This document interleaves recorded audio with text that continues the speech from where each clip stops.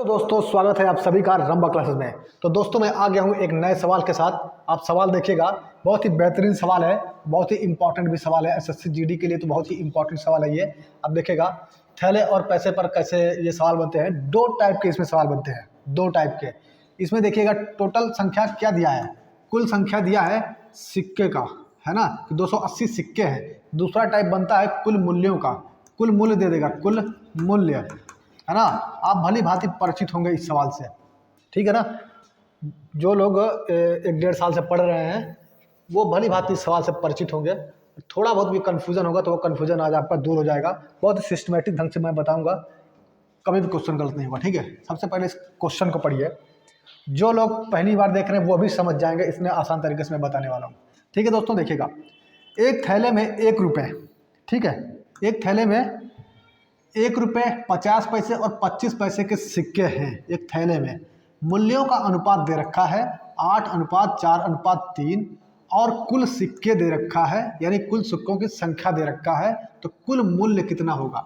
अब क्वेश्चन कुछ ही पूछ सकता है, कुल मूल्य पूछ सकता है 1 रुपये की कितनी संख्या है, पूछ सकता है 50 पैसों की कितनी संख्या है, पूछ सकता है 25 पैसे कितने हैं, कितने रुपए टोटल, वो सब पूछ सकता है, ठीक है दोस्तों। तो मैं वो सारी चीज़ें मैं निकालना बताता हूँ, कुल मूल्य भी एंड कुछ इसमें जो नहीं पूछा है मैं वो भी निकालना बताऊंगा आपको, ठीक है, ताकि आपको हर तरफ से सारे कंफ्यूजन दूर हो जाए इस क्वेश्चन से रिलेटेड, ठीक है दोस्तों। तो देखिएगा, सबसे पहले हम लोग क्या करेंगे, सबसे पहले जो दिया है ना वो लिख लीजिए, 1 रुपये, ठीक है, 50 पैसे।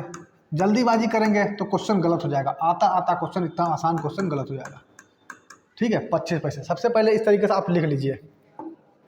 इसके बाद देखिएगा क्या करेंगे, भाई साहब इसका कलर नहीं चेंज हो रहा, इधर से।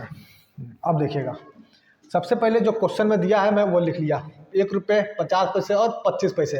अब यहाँ पे दो चीज़, मूल्यों का अनुपात दिया है ना, तो यहाँ पे लिख दीजिए मूल्यों का अनुपात। मैं डायरेक्ट लिख रहा हूँ, ठीक है, मूल्यों का अनुपात, मूल्य अनुपात, ठीक है ना। यहाँ पे मूल्य लिख दे रहा हूँ, मूल्य अनुपात कितना दे रखा है, मूल्य का अनुपात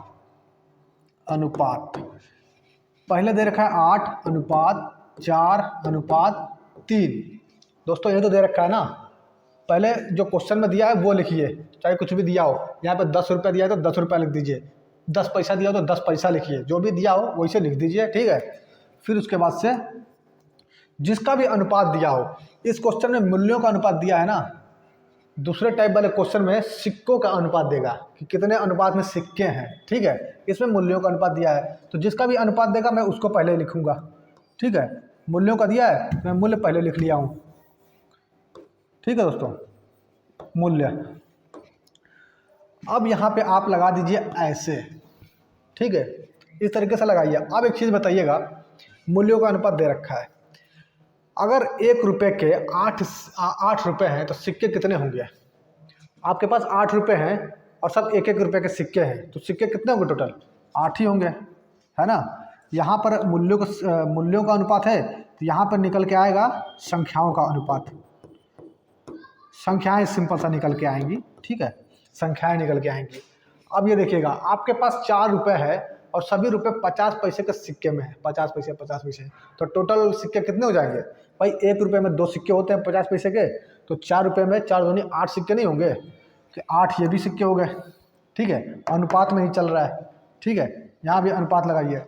यहाँ पर देखिए, आपके पास 3 रुपये हैं और सभी पैसे यानी सभी रुपये 25 पैसे में है, 25 पैसे में है, 25 पैसे के सिक्के में, ठीक है। तो 1 रुपये में 25 पैसे के सिक्के कितने होंगे, 4 होंगे, तो 3 रुपये में कितने होंगे, 3 चौगु 12 होंगे, ठीक है दोस्तों। इस तरीके से हम लोग निकालते हैं, ठीक है। इस तरीके देख लीजिएगा ध्यान से, 1 रुपये 50 पैसे 25 पैसे जो दिया था लिख लिया, जो अनुपात दिया उसको पहले लिखूंगा। दूसरे वाले टाइप में संख्याओं का अनुपात देगा, मूल्यों का अनुपात निकालेगा, है ना। तो जब संख्याओं का अनुपात देगा तो मैं इसको ऊपर रखूंगा, इसको नीचे ला दूंगा, फिर निकाल लूंगा। इसमें दिया है मूल्यों का अनुपात तो मैं संख्याएं निकाल लिया। संख्याएं क्यों निकाल लिया, क्योंकि यहाँ पे भाई साहब संख्याएं दिया है टोटल, है ना। कुल सिक्के 280 हैं, मतलब इनका योगफल नहीं दिया है, ये मैं मूल्यों से संख्या निकाल लिया सिक्कों का, कि 1 रुपये के 8 सिक्के हैं, 50 पैसे के 8 सिक्के हैं, 25 पैसा के 12 सिक्के हैं, है ना। 25 पैसे के 12 सिक्के हैं तभी तो 3 रुपया होगा। अब 12, 8, 20, 20, 8, 28, 28 बराबर कुल सिक्के 280 दे रखे हैं। आया समझ में? संख्याओं का योगफल के बराबर ही तो कुल सिक्के दिया है ना, कुल सिक्के। तो 28 इन सब का योग बराबर 280 दे रखा है। तो 28 से कटेगा तो 1 बराबर कितना आ जाएगा? 1 बराबर आ जाएगा 10। यानी सिंपल सा यहाँ से आने में कितना गुना हुआ? 10 गुना हुआ, है ना। तो सबको 10 गुना कर दो, आंसर आ जाएगा। ठीक है, एक कमांड निकाल के जितना आएगा उसी से गुणा कर देंगे। अब पूछा क्या है? कुल मूल्य कितना है, कुल मूल्य पूछा है। अब देखना, 1 रुपये का पूछे कि 1 रुपये कितने रुपये हैं, तो 10 से गुणा कर दीजिए, 10 से गुणा कर दीजिए, क्योंकि 1 का मान 10 आया तो 8 का मान 8 में 80। 1 रुपये के कुल 80 रुपये हैं। ठीक है, 4 रुपये का पूछे, सॉरी 50 पैसे का पूछे, 50 पैसे के कुल कितने रुपये हो गए? तो 1 का मान ये, तो 10 का मान 10 रुपये, इसको भी 10 गुना करिए, 10 रुपये, 40 रुपये ये हो गए।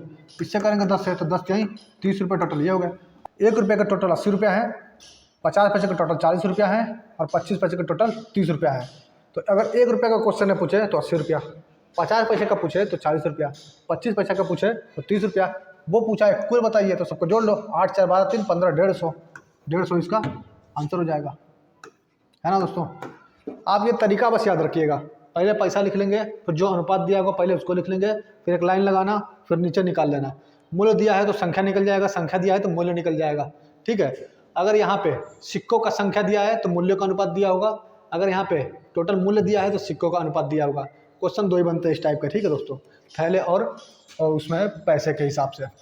ठीक है दोस्तों, इस तरीके से इस सवाल को लगाते हैं। मैं आशा करता हूँ कि आपको बहुत अच्छे से ये तरीका समझ में आया होगा, और इस तरीके से लगाएंगे सिस्टमेटिक ढंग से तो आपका क्वेश्चन कभी गलत नहीं होगा। ठीक है, जब आपका बार बार करने से प्रैक्टिस हो जाएगा तब आप मन में भी कर सकते हैं।